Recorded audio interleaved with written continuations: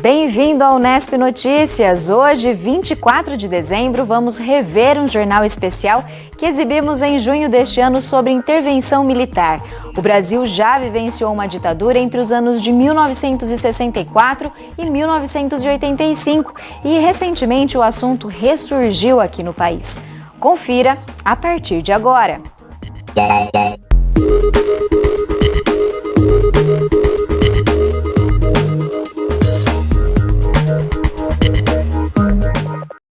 Para falar sobre esse assunto, recebemos mais uma vez aqui no estúdio o professor Max Vicente, do Departamento de Ciências Humanas da Unesp. Max, muito obrigada por aceitar esse nosso convite. É um prazer imenso sempre estar aqui. Bom, o professor Max, ele vai nos ajudar a entender as circunstâncias que levaram ao golpe militar de 64 e como os novos pedidos por intervenção militar no Brasil se relacionam com esse passado recente do nosso país.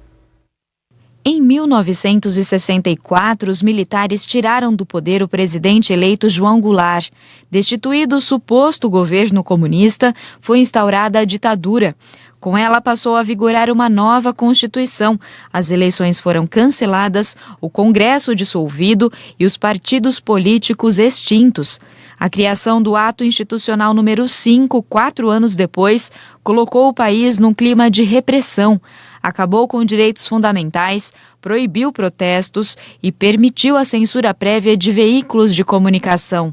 A passos lentos, a reabertura devolveu a democracia ao Brasil há pouco mais de 3 décadas. Mesmo assim, parte da população ainda acredita que uma nova intervenção militar resolveria os grandes problemas nacionais. O que levanta a pergunta: o que move esse pedido? Bom, professor, o acontecimento mais recente em que o pedido de intervenção militar voltou à tona foi a greve dos caminhoneiros, né? O que isso mostra sobre a consciência histórica do brasileiro? Bom, em primeiro lugar, eu diria o seguinte, né, que há uma falta de compreensão do que foi o regime militar, ou seja, não se conhece em profundidade por parte da população o que isso implicou para o país. Embora, em teoria, ela tenha instaurado a ordem, o golpe que foi dado pelos militares, na prática foi um regime ditatorial, foi um regime de repressão, de combate aos princípios fundamentais dos direitos humanos, da democracia, não é? Ou seja, conseguiram criar um clima no país onde aparentemente, e vou ressaltar muito isso, aparentemente havia tranquilidade, ordem e progresso. No entanto, o que de fato aconteceu quando acaba o regime militar em 85 é que nós iniciamos a chamada década perdida, ou seja, desde 80 até 90 o país entrou numa recessão como poucas vezes na história, incluindo a de hoje, chegou a essa dimensão, não é? Ou seja, foi uma coisa muito ruim para o país em termos do que seria princípios dos direitos humanos, da democracia e assim por diante. Na situação atual, o que ocorre é mais ou menos uma volta ao passado, mas essa volta ao passado pelo viés que eu falei, ou seja, pelo viés do desconhecimento. Aparentemente, a ordem é o que todo mundo quer. E a democracia, ela se faz em termos de conflito, de diálogo, de contraposições, de manifestações, o que não implica que exista desordem, muito pelo contrário. Reivindicam as pessoas os seus direitos, manifestam sua vontade de querer transformar algum componente que está aí sendo discutido, sendo debatido, e com isso o que nós temos é uma situação na qual alguns segmentos, alguns grupos, pensam que voltando ao regime militar, isso daí não aconteceria, que o país voltaria à ordem, à tranquilidade, e não é bem assim, né? É preferível o conflito aberto, não é, do que não o conflito oculto, como acontecia nos militares, na base da repressão, né? Então é muito importante que as pessoas pensem que não é a volta do regime militar, os militares, que vai trazer tranquilidade e solução para o país. Os problemas do país são econômicos, políticos, sociais, e os militares não estão preparados para tratar esses temas. Na sua visão, o momento econômico que o país vive hoje pode motivar esse tipo de pensamento, já que tem muitos mitos em torno sobre o regime econômico, né, a situação econômica do país no período da ditadura? Com toda certeza, né? O que restou para nós de mais conhecido na época dos militares é o famoso milagre brasileiro, não é? Quer dizer, o país nunca cresceu como cresceu naquelas dimensões, nunca se deu tão bem em termos economicamente falando, mas tem que ser dito que tudo foi na base do financiamento externo. Portanto, parte dos problemas que nós temos hoje, incluindo a dívida externa, vem desse período. né? Ou seja, é como se hoje o Brasil tivesse muito dinheiro emprestado lá fora e daqui a 10 anos, não é, os nossos filhos tivessem que pagar a conta daquilo que nós fizemos. Não é? Então, não que foi bom naquele momento, as circunstâncias permitiam que houvesse aquele financiamento, aquela abundância de dinheiro, mas hoje a situação é completamente diferente. É uma crise que é generalizada, no caso do nosso país, que tem reflexos no exterior. No exterior também a situação não está às mil maravilhas, muito pelo contrário, é um momento tenso, não é? Haja visto a instabilidade econômica que vive o mundo, não é? Basta que tenha qualquer acontecimento para a bolsa subir e descer, é o reflexo direto, não é? E com isso se cria essa ideia de que, voltando eles, os militares estaríamos num período de tranquilidade econômica. Não. O problema econômico é um problema de enfoque que está sendo dado por um governo, como é o governo de Michel Temer, chamado ortodoxo, que é a redução do Estado e, consequentemente, a falta de dinheiro e de investimentos no país. Não é? Então, não é bom associar essa questão dos militares, na época que estavam no poder, como sendo os fornecedores do milagre, como se o milagre fosse uma maravilha, e hoje pudéssemos ter outro milagre. A situação é completamente diferente. Tá certo. Bom, no ano seguinte, as primeiras manifestações contra o governo Dilma, a Comissão da Verdade, responsável por investigar a ditadura militar de 1964, divulgou um relatório final sobre o regime. Vamos relembrar agora alguns dados apresentados. O documento apontou 377 pessoas como responsáveis por torturas e assassinatos durante o regime, por meio de audiências públicas, análise de documentos e relatos de militares e civis, foram contabilizadas 191 mortes, 210 desaparecimentos e 33 corpos localizados. O relatório também revelou que 6.591 pessoas foram perseguidas pelos militares. Bom, professor, o relatório ele traz à luz, uma lacuna que existiu aí durante o regime militar, Por que é importante um resgate como esse? Veja, eu costumo brincar na sala de aula, que o que aconteceu desde 64 até 85 é como se nós tivéssemos uma ferida e ela não tivesse cicatrizado completamente. E ela não cicatrizou, em parte, porque quando se concedeu a anistia, ela foi ampla, geral e restrita, ou seja, tão anistiado foi o que torturava como o que foi torturado.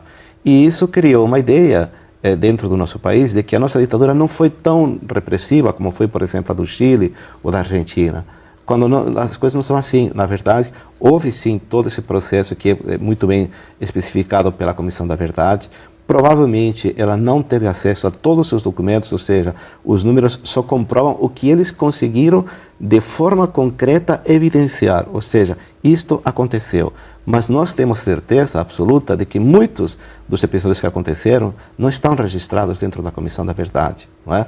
De tal forma que esse ato da Comissão da Verdade serve para trazer à tona uma situação que tem que ser resolvida juridicamente. Não é? Ou seja, quem é punido, ou quem deve ser punido, é aquele que infringiu a lei, não é? É aquele que não respeitou as normas que estão contidas dentro dos princípios fundamentais dos direitos humanos da nossa Constituição atual, não é? Porque sem essa ferida fechada, nós sempre vamos ter essa lembrança, vamos ter essa dúvida de que ainda permanecem situações injustas. Não é? E isso é muito ruim para o país, inclusive internacionalmente. Não é? Porque lá fora aparecem documentos, não é, que comprovam essa conexão do regime autoritário com a repressão. Enquanto isso, nós aqui estamos pensando que isso já faz parte do passado e só lembramos aquilo que nos interessa. Na verdade, a gente não aborda em profundidade aquilo que seria o que aconteceu desde 64 até 85. Recentemente, os Estados Unidos divulgaram dados, já no período de reabertura, a repressão, no momento que não se imaginava mais que ela ocorria. Exatamente, o que acabou impactando de uma forma, vamos dizer assim, muito surpreendente, inclusive para os membros da Comissão da Verdade, que chegaram a falar isso nos jornais, publicamente, é a temporalidade. Ou seja, se calculava que a repressão teria acontecido em determinados momentos do governo Silva, Médici, mas não que teria chegado ao governo Geisel, por conta da ideia da abertura que se atribui ao governo Geisel e Figueiredo como sendo responsáveis pelo fim do modelo militar. No entanto, né, e aí entra isso que nós tínhamos comentado agora, ela continua acontecendo, não é? Ou seja, os grupos que praticavam continuaram impunes, tiveram liberdade total para agir dentro desse momento, e só depois do atentado do Rio Centro e outros episódios que tiveram intervenção, inclusive da Igreja Católica, para defender os direitos humanos, é que de fato começou, de alguma forma, a retroceder essa questão. Mas provavelmente, na hora que nós tivermos acesso a toda a documentação que está, principalmente nos Estados Unidos, nós vamos ter ainda bastantes mais surpresas. Professor, como você avalia, né, a cobertura da mídia sobre esses pedidos recentes de intervenção militar aqui no país? Muito parcial, de uma forma geral, muito superficial, inclusive apenas dizendo, nem sequer investigando e de alguma forma procurando entender o que foi aquilo, ou seja, é uma superficialidade que incomoda muito, né? Porque é um simplismo que de alguma forma representa a falta de conhecimento do que foi esse período de 64, né? E as pessoas, por sua vez, ficam também na superficialidade, pensando que a chegada dos militares soluciona os problemas. Eu costumo falar o seguinte, veja, nós tivemos a intervenção militar no Rio de Janeiro, a violência diminuiu? Muito pelo contrário, os números estão provando que aumentou. Não é? Logo, não é por esse caminho que nós devemos de seguir. E a imprensa, de uma forma geral, a grande imprensa comercial, não é? A que vende mais jornais, a que tem mais influência, passa batido em cima dessa questão. Nem sequer toca, não é? Como está sendo tocado aqui, um tema tão relevante para o país, que serve para que as pessoas entendam que não adianta pedir o que não pode acontecer, porque pela Constituição está proibido que os militares assumam o comando do país. E eles mesmos, os mais conscientes, não querem assumir o país, né? A situação que está não interessa para eles. Professor, para a gente encerrar, de que forma esses pedidos podem influenciar nas eleições deste ano? Com toda certeza, como é um desejo que se manifesta publicamente, não é? E que representa vários segmentos da população, os candidatos mais conservadores vão apelar para esse tipo de propaganda, na qual se fala que se ele for eleito será um militar que tomar conta da segurança, enfim, e assim por diante. Não é? Então, é o momento de as pessoas tomarem muito cuidado com esse tipo de propaganda que é feita via política, não é? Porque é um discurso que é só eleitoral. Não é? Depois, de fato, ele não vai se concretizar. Não é? E no discurso eleitoral cabe tudo, não é? Inclusive essa mentira de pensar que com a intervenção ao regime militar nós vamos ter a solução do país. Portanto, eu diria o seguinte, um dos princípios para não votar em um candidato é aquele que diz que vai trazer os militares para a política. Tá certo, professor. Muito obrigada por essa reflexão hoje aqui com a gente. É um prazer imenso estar aqui com você sempre. O Unesp Notícias fica por aqui, a gente volta a se encontrar amanhã às 6h30. A TV Unesp deseja que você e sua família tenham um ótimo Natal. Tchau!